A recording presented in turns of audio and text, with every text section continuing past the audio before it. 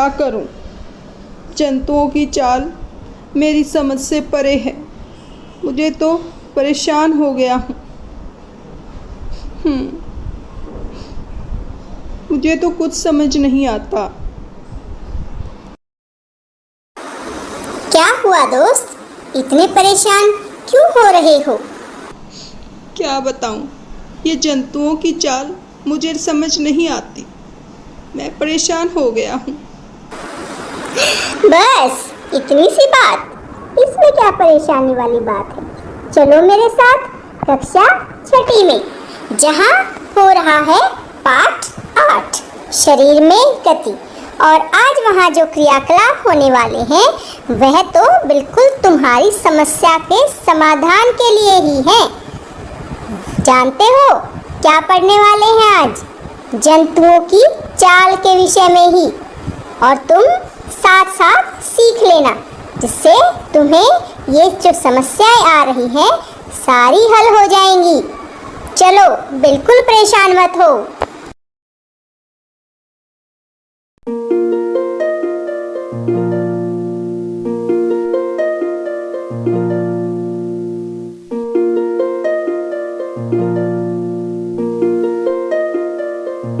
प्यारे बच्चों, केंचुए की गति को समझने के लिए हमें केंचुए के शरीर की बनावट के विषय में पता होना चाहिए। जैसा कि आप चित्र में देख पा रहे हैं, केंचुए का शरीर एक सिरे को दूसरे से सटाकर रखे गए अनेक छल्लों से बना प्रतीत होता है, परंतु केंचुए के शरीर में अस्थियां नहीं होती। यह पेशियों से बना होता है, जो इसके शरीर के घटने और बढ़ने में सहायता करती हैं। और बच्चों, चलने के दौरान केंचुआ अपने शरीर के पश्च भाग को यानी पीछे के भाग से भूमि में जकड़े रहता है तथा अग्रभाग यानी आगे वाले भाग को फैलाता है। इसके बाद वह अग्रभाग से भूमि को पकड़ता है तथा पश्च भाग को स्वतंत्र कर देता है। इसके पश्चात यह शरीर को संकुचित करता है तथा पश्च भाग को आगे की ओर खींचता है। इससे वह कुछ दूरी तक आगे बढ़ता है। केंचुआ इस प्रक्रिया को बार बार दोहराते हुए मिट्टी पर आगे बढ़ता है। और बच्चों, इसके शरीर में चिकने पदार्थ होते हैं जो इसे चलने में सहायता करते हैं। अब आपके मन में यह प्रश्न आ रहा होगा कि यह केंचुआ अपने शरीर के हिस्से को जमीन से किस प्रकार टिकाता है? ऐसी कौन सी खास आकृति होती है इसके पास जिससे यह जमीन से टिका हुआ रहता है? तो बच्चों, इसके शरीर में छोटे छोटे अनेक शूक बाल जैसी आकृति होते हैं। ये शूक पेशियों से जुड़े होते हैं। ये शूक मिट्टी में उसकी पकड़ को मजबूत बनाते हैं। बच्चों, केंचुआ वास्तव में अपने रास्ते में आने वाली मिट्टी को खाता है। उसका शरीर अनपचे पदार्थ को बाहर निकाल देता है। और बच्चों, केंचुए द्वारा किया गया यही कार्य मिट्टी को उपजाऊ बना देता है, जिससे पौधों को फायदा होता है। और इसीलिए केंचुए को किसानों का मित्र भी कहते हैं। तो समझे ना केंचुए की चाल और उसके फायदे। प्यारे बच्चों, अब चर्चा करेंगे घोंगा की, किस प्रकार यह चलता है। और चित्र में जो जंतु आपको नज़र आ रहा है उसी को हम घोंगा कहते हैं। बच्चों, आपको इसकी पीठ पर एक गोल संरचना दिखाई दे रही है। इस संरचना को हम कवच कहते हैं और यह घोंगे का बाह्य कंकाल है। परंतु ध्यान देने वाली बात यह है कि यह बाह्य कंकाल अस्थियों का बना नहीं होता। यह कवच एकक होता है और यह घोंगे को चलने में कोई भी सहायता नहीं करता। यह तो बस इसके साथ खींचता जाता है। बच्चों, जैसे ही कवच का छेद खुलता है उसमें से एक मोटी मांसल संरचना और सिर बाहर आते हैं। यह मोटी संरचना इसका पाद यानी पैर है, जो कि दृढ़ पेशियों का बना होता है। यहाँ जैसे आपको चित्र में नज़र आ रहा है, और यही पेशीय पाद इसकी चलने में सहायता करता है। तो यह हमने क्या देखी? घोंगे की चाल, यानी यह किसकी सहायता से चलता है? पेशीय पाद की सहायता से, यानी पैर की सहायता से, और इसकी चाल धीमी होती है। अब बढ़ते हैं आगे और देखते हैं एक और जीव को।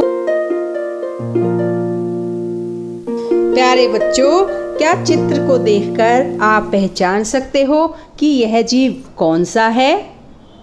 शाबाश, इसे हम कॉकरोच या तिलचट्टा कहते हैं।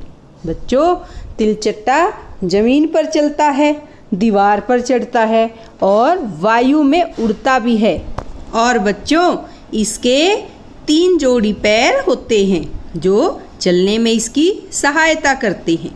इसका शरीर कठोर बाह्य कंकाल द्वारा ढका होता है, और यही बाह्य कंकाल विभिन्न एककों की परस्पर संधियों द्वारा बनता है, जिसके कारण गति संभव हो पाती है। और बच्चों, यदि आप चित्र को ध्यान से देखोगे तो वक्ष से 2 जोड़े पंख भी जुड़े होते हैं। इसके अगले पैर संकरे और पिछले पैर चौड़े और बहुत पतले होते हैं। तिलचट्टे में विशिष्ट पेशियां होती हैं। पैर की पेशियां उन्हें चलने में सहायता करती हैं, और वक्ष की पेशियां तिलचट्टे के उड़ने के समय उसके परों को गति देती हैं। तो इस प्रकार सभी पेशियां मिलकर तिलचट्टे को चलने, दीवार पर चढ़ने और वायु में उड़ने में सहायता करती हैं। है ना मज़ेदार?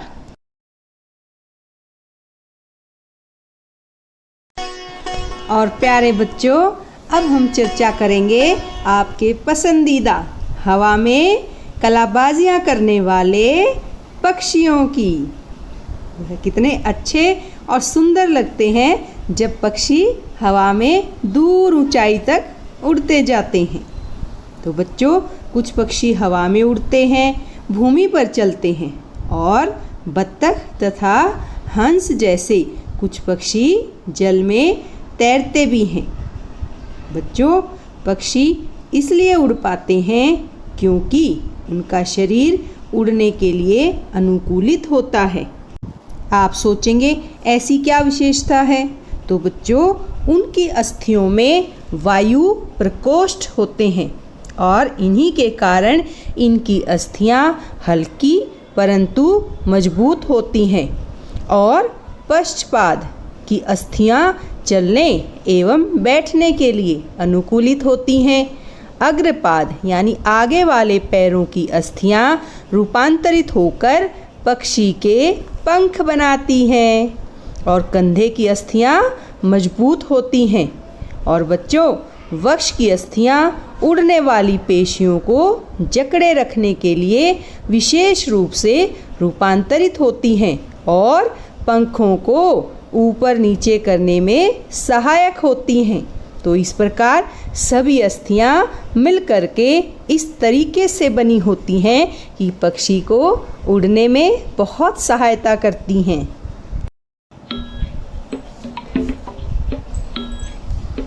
और बच्चों, अब आप सोच रहे होंगे कि ये हम आपको नाव के चित्र क्यों दिखा रहे हैं? आपने कभी कागज़ की नाव बनाई है? ज़रूर बनाई होगी।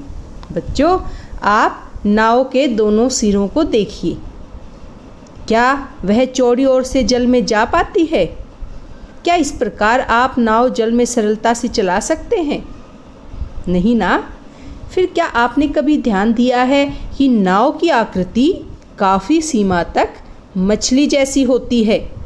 मछली का सिर एवं पूंछ उसके मध्य भाग की अपेक्षा पतला एवं नुकीला होता है और शरीर की ऐसी आकृति को धारा रेखीय कहते हैं। क्या कहते हैं? धारा रेखीय। शाबाश।